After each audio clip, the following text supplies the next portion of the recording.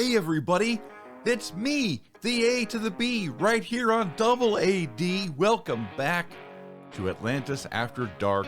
And today, if you haven't figured out by the title of this episode, today I am going to be ranking all of the official Kiss live albums.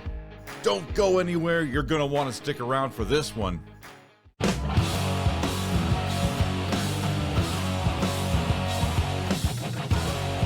Hey everyone, so good to see you again. Welcome back to the channel.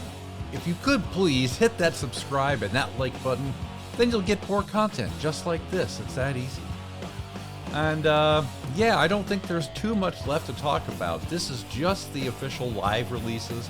No Alive 35 or Kiss Convention or tour bootlegs or anything like that. This is just every single official live album release ever. And I get it. Everybody should know where Alive and Alive 2 rank, but you'll see where they belong on my list shortly. What about the rest of them though? Let's find out at the bottom of the pile.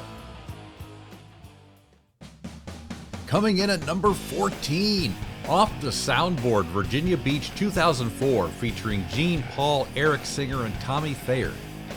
I remember when this came out not being very stoked on it. This most current incarnation of the group is probably my least favorite. Forget the fact that you have half of Kiss up there with the other two guys in original makeup for a second, and then just listen to it. It all sounds way too perfect. And then we get to the giant elephant in the room, which is Paul's voice. I haven't really spoken about it publicly, but everybody ages, and I get it. These guys want to be superheroes and they emulate superheroes, but when it comes time to call it quits, it's time to call it quits. Maybe years of screaming every night to the top of your lungs wasn't a smart game plan. Either way, this marks what I consider to be the beginning of the end for the band, which, funny enough, lasted another painful 18 years.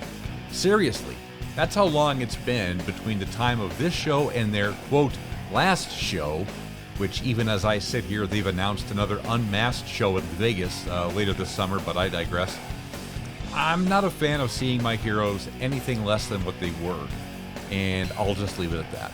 And maybe that colors my perception of this record because, again, juxtaposed to Paul's voice, the band sounds way too perfect. It's just, no. I dig the addition of Making Love and Christine 16 and She and Unholy and some of these other rare live tracks from this late in their career, and I suppose that's why this album was put out initially. It's probably the best post-farewell tour era recording they could find, but that aside, there isn't anything groundbreaking or earth-shattering here. It's completely skippable, and I really believe the only reason it was released was so that Paul and Gene had some kind of live recording with the current band on the Soundboard series. Or else they might end up looking hypocritical. That's just a thought. Anyways, not my cup of tea. Next up, coming in at number 13, You Wanted the Best, You Got the Best. Now, this is down here at the bottom for what I can only describe as being reasons that should probably be self-explanatory. This is mostly chopped outtakes from Alive and Alive 2, with 4, and I quote heavily here, brand new unearthed performances from the early 70s that somehow sounded like they were recorded in a studio in the 90s. Now, those 4 songs are really cool. I love those versions of Room Service and Two Timer and Let Me Know and Take Me. They're all so badass, and it's obvious that these were warm-up songs for the reunion tour. In fact, that's the only reason this record exists. They couldn't, or didn't want to, release Carnival of Souls because they thought they would confuse their audience. So they tossed this out there as a stopgap just to have a record in stores while they went on tour. And the really confusing parts of this record are that New York Groove is actually a live track, and a damn good one. But it's lined up right next to a confusing Jay Leno interview, which I've never liked and never understood why it was on a Kiss record. Imagine them getting Mike Douglas to record an interview with them for the second side of the Alive 2 EP instead of what we got. Could you imagine? No, I couldn't, and neither can you, and to me that's why this just doesn't work. It's a compilation record, nothing more. It only comes in higher than Off the Soundboard Virginia because of the 4, quote, new live songs. Otherwise, this would probably be at the bottom. Kind of a pointless release if you ask me. Next. In at number 12, it's Off the Soundboard from Poughkeepsie in 1984 with Gene, Paul, Eric Carr, and Mark St. John. Now, here's an interesting one. This is the first and probably only live album featuring Mark St. John. Not probably, it is the only one. Who only did a handful of shows before he got Ritter's syndrome, which swole his hand up to the size of a tomahawk steak. Not long after this is when Bruce Kulick came into the Kiss picture, but we're sort of getting ahead of ourselves. The thing about this one is, unlike the previous entry, the popular line, "You wanted the best, you got the best," is missing from the intro on this record, which kind of sucks. It doesn't get you pumped up for the record at all, which, even with a solid banger like Detroit Rock City opening the album, doesn't make sense. Again, I feel like this release is only notable because Mark St. John is on it. And it is interesting to listen to once or twice, but as I was re-listening to it in preparation for making this video, I was swiftly reminded why I never spin this record. And I won't even get started on the Paul Stanley Cuss Brigade. It's embarrassing and stupid, and I think those stage raps are terrible. And I'll fight anyone who wants to say otherwise. It's classless without context. It's just profane for the sake of being shocking. But it often comes across as lame and not cool, right? Otherwise, I'm not a fan of Mark St. John's solos on here, rest in peace. He does not do the original stuff any justice, I'm sorry. As soon as I heard him mangle a solo in Cold Gin, I said to myself, nope, I'm not going to have a good time. But I soldiered onward for all of you. That's the kind of dedication that I bring to AAD, folks. Also, I'm not a fan of the Oh Susanna stuff. I have no idea why they played it. I have no idea why Paul made a stage rap about it. At tongues at the end of it? I don't understand none of it. None. They even chopped the fuck out of Young and Wasted, which feels a bit like sacrilege to me. We get so few opportunities to hear Eric Carr on vocals. For it to be chopped up like that is kind of bad. And I actually think the tape might have gotten damaged or something, but either way, it's really unfortunate. If there is a positive thing, I'll say it's this. It's that it's one of the better sounding Off the Soundboard series we've gotten in terms of quality and overall audio balance. But this one still finds its way clear down at the bottom of the list. Next up, coming in at number 11, it's Kiss Rocks Vegas. Now, again, this is my least favorite lineup of the band, but at least now we're veering into less murky waters, or at least for me. Boy, let's say it. Let's get the obvious out of the way. This album, like all Kiss live albums, is definitely touched up or re-recorded in the studio. What that means is that while Paul's voice is worse here than it was in 2003, this record was considerably doctored. And you can hear it, right? Now, maybe you're saying, okay, Paul didn't lip sync this stuff in the studio, but he definitely lip synced it on stage, right? And maybe that's what they were doing. This is a low mid-tier release. It isn't anything special that you haven't seen or heard. There are no setlist surprises. There are no performances here that'll make you shake your ass or anything. For all intents and purposes, this is a gimmick release. It's a novelty release showcasing the band's residency at Las Vegas. That's it. Maybe they needed another album to get onto their contract or to be within the contract of the record company. I don't know, but skip this one. There's nothing remarkable here. Nothing terribly offensive since Paul basically recorded the whole thing in the studio ahead of time. Ooh. Next up, in at number 10, Off the Soundboard, San Antonio 1985, with Gene, Paul, Eric Carr, and Bruce Kulick. Now we're getting somewhere. This is Eric Carr playing his ass off, and it shows here. The tempos on these tracks are a bit fast for my tastes, but this is a nice look at the band on the Asylum tour. And of course, Asylum is my least favorite Kiss studio record. I just think it sounds too dated. Like, anyone could immediately identify what decade and probably what year that album came out by listening to the opening track, but you know what? Neither here nor there.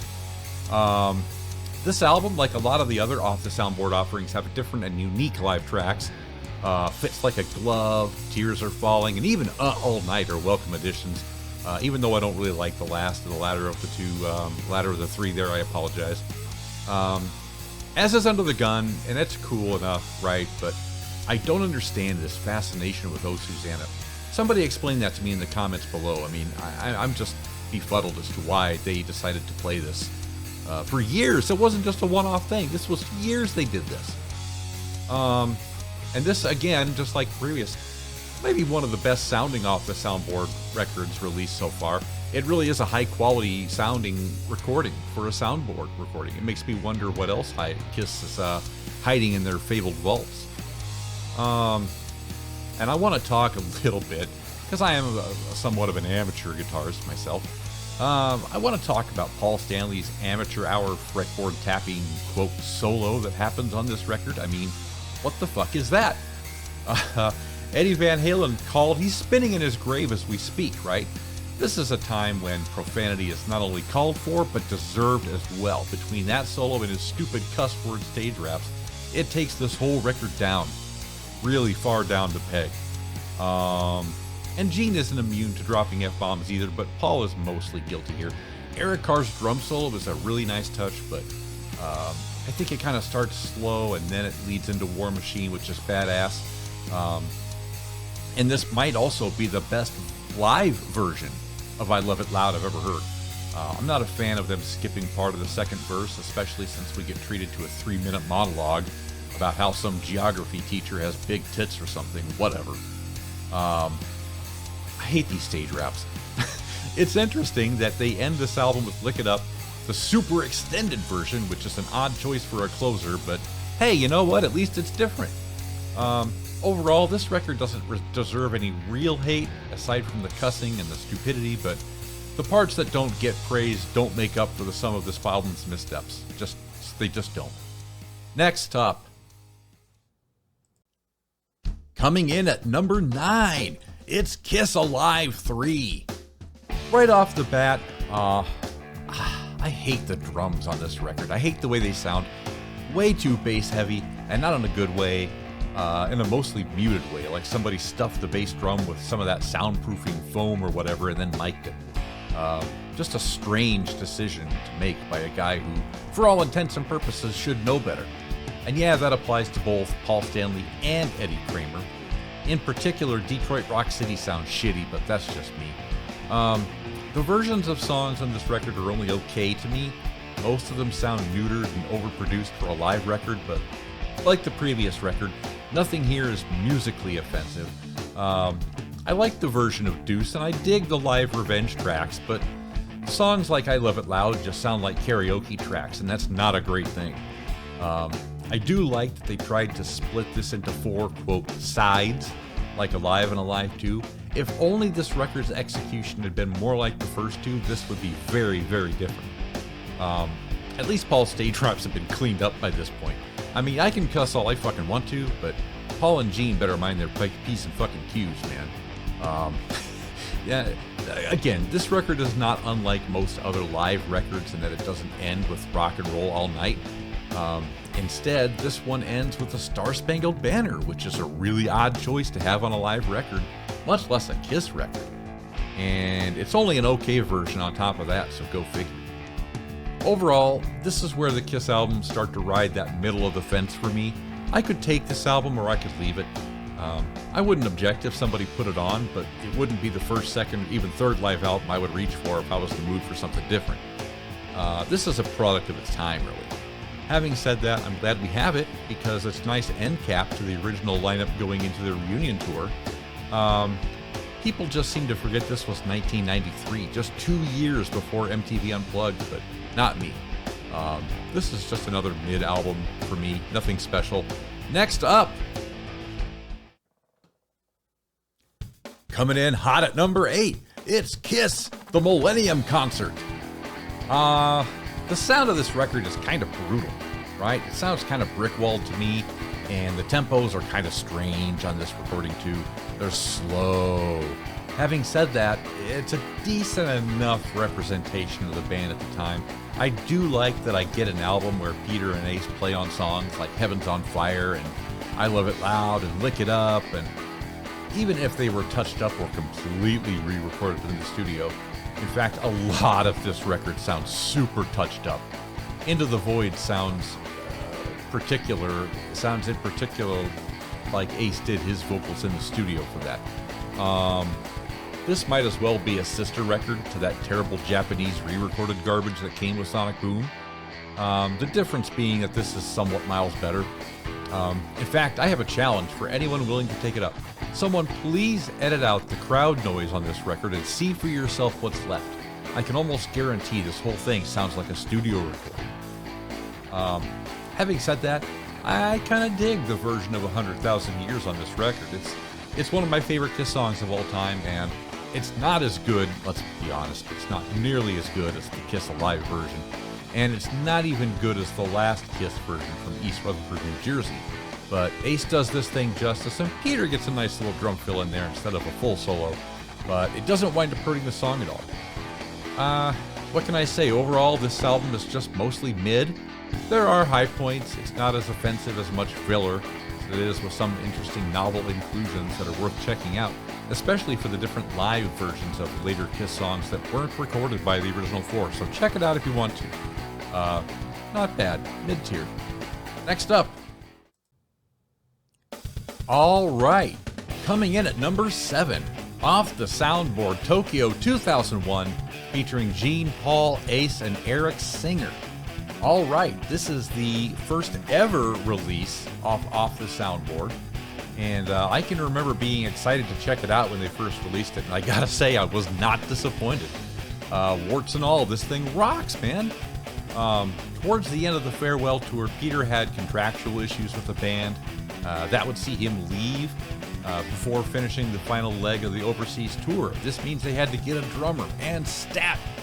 Enter Eric Singer, who had just been let go a few years earlier.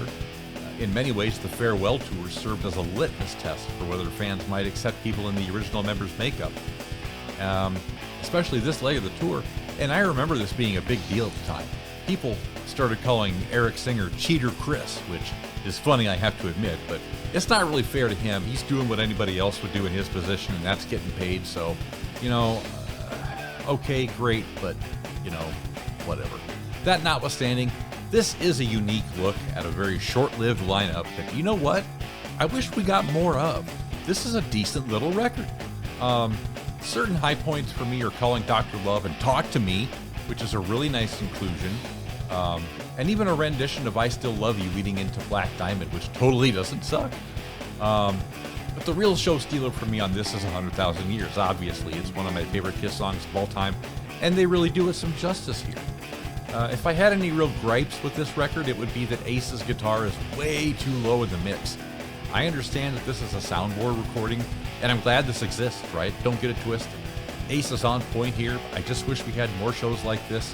I just wish that he was a little higher in the mix. Definitely worth checking out. Definitely worth checking out. Next up, coming in at number 6. It's Off the Soundboard from Donington, 1996, featuring Gene, Paul, Ace, and Peter. At last, a proper reunion soundboard tour recording. I know this is high on my list, even though a lot of folks think it's very Gene or bass heavy, which it is, and I don't mind that, right? We don't get enough Demon in our diet when it comes to the live goods. So, and I know Simmons can always deliver, and his bass is all over the place on this one, right?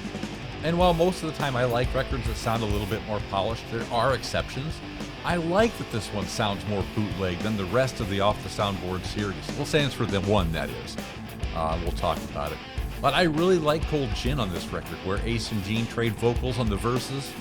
I've dug this ever since I saw it for the first time on the reunion tour myself. And while there isn't anything earth-shattering or mind-blowing here, it does accurately capture the feel and the energy of the reunion tour shows, which, if you were at one, you would know was a fucking great time. See? Again, with my cussing. Learn from me, the cuss word master, Paul. You gotta know where to put them. how to make them relevant, I guess. But going on, right? The interesting thing about this release is the omission of Beth, which one would think Peter would be down for singing. I'm not sure why that didn't happen, but maybe somebody out there can educate me. One of the biggest reasons why I think this ranks higher than the other live albums thus far is because this is the original four during the height of their second wind. And having experienced it for myself, it's worth revisiting. Perhaps I do get the nostalgic feels for this record. At least I listen to this more often than the other soundboard entries. Great record, nice bootleg feel, great performance and great energy. What's not to like here? Next up, dropping in at number 5, it's Alive 4 Symphony. So right off the bat, I see this record as a sister record to Unplugged insofar that they're both gimmick records. Actually, there are 3 gimmick records in their live catalog, Unplugged, and to a lesser extent, Kiss Rocks Vegas. And the reason I call them gimmick records is because all of those records follow trends that were set by more popular bands. For example, bands only did symphony records based on the success of Metallica's S&M, and this is an example of where Kiss is clearly trying to capture that essence and cash in on a trend, but it's okay because thankfully this one lives up to any hype it gets. The album comes in 3 parts, 3 acts if you will. One is just the band, consisting of Gene, Paul, Peter, and Tommy Thayer, who would replace Ace after the farewell tour. We don't need to get into that. The second part is the Kiss plus the Melbourne Symphony Ensemble, which is just a small selection meant to accompany an acoustic set. And then lastly, you have the full show, a bombastic kick-ass show with the Melbourne Symphony Orchestra. And interestingly enough, Peter would rejoin the band for this show, as well as the Aerosmith tour. I do have to admit, even though Ace's absence is really felt here, I do like this record. And I do like the versions of the songs that wound up on this album.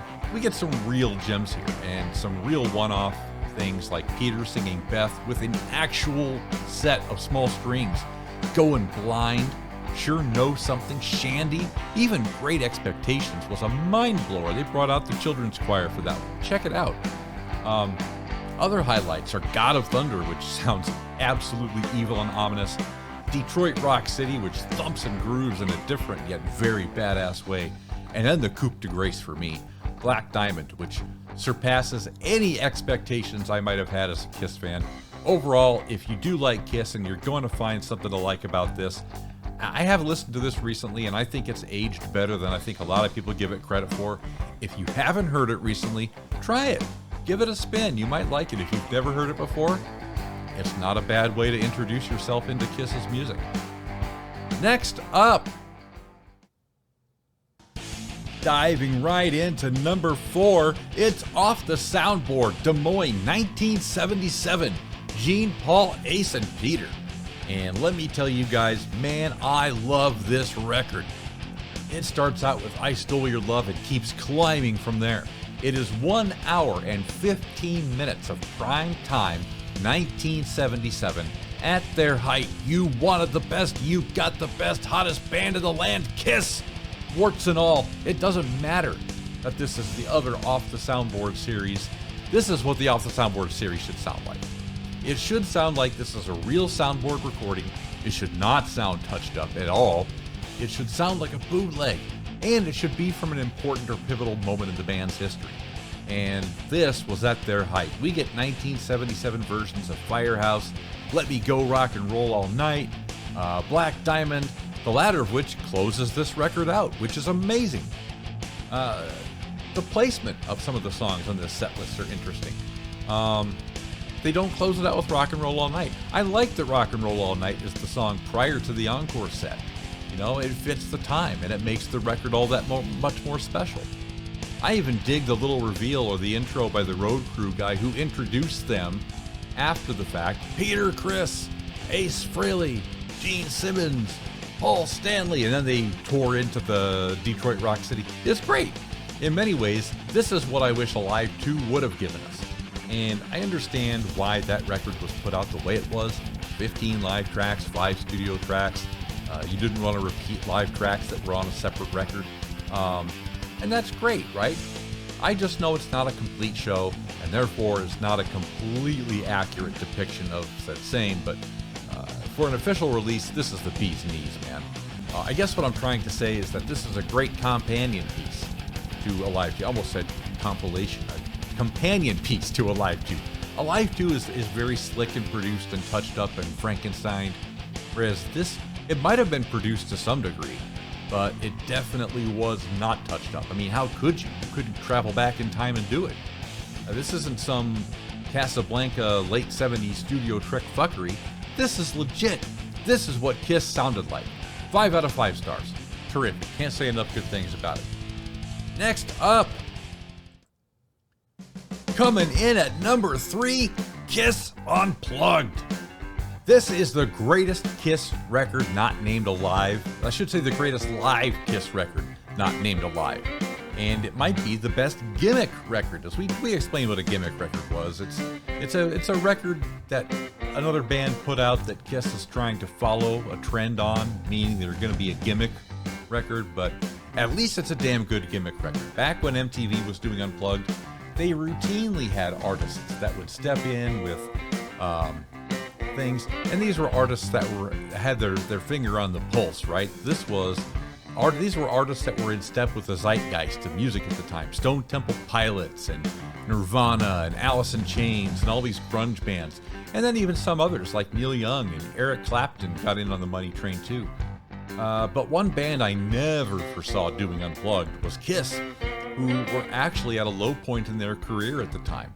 The early to mid 90s weren't especially kind to Kiss. Their albums and tours just weren't selling the way they did back in the heyday. And it's almost like they were practicing and lobbying hard to get onto MTV Unplugged so they could get some airtime and put out another live album, which would be very inexpensive for them to do.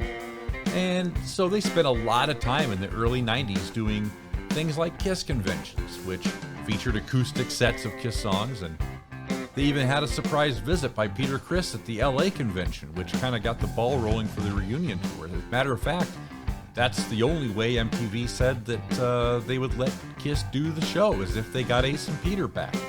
And this is really what kicked off the entire reunion tour, and in my opinion, this is the real reunion record.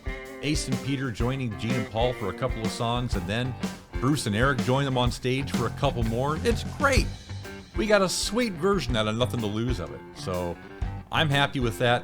I love the unplugged versions of some of these classic songs. Rock Bottom, Coming Home, Do You Love Me? They're all great. Going Blind, can't forget that one. But we actually get acoustic versions of rare and never played songs like A World Without Heroes and See You Tonight from Gene's '78 solo record. This is just a spectacular, spectacular record all the way around. Deserves the heaps of praise that it gets. And it is my third favorite Kiss live album. So, hooray! 5 out of 5 stars. Great fucking record, man. In at number 1 and 2 respectively, it's Alive and Alive 2. Alive at number 1 and Alive 2 at number 2. That's right. Who does number 2 work for? Haha! How could Alive not be number 1? How could Alive 2 not be number 2? These are the gold standards of Kiss records, as they should be. There isn't much that I could add to this or that anyone else has already added to it, so I won't say a whole lot here.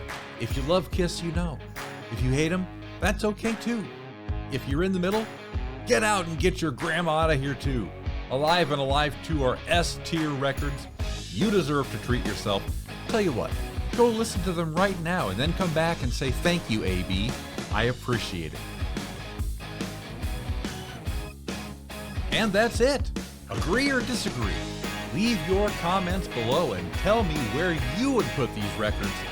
While you're at it, don't forget to like and subscribe. Thank you so much for spending time with me today. I appreciate it. We'll see you next time for another thrilling episode of AAD. So long, everybody.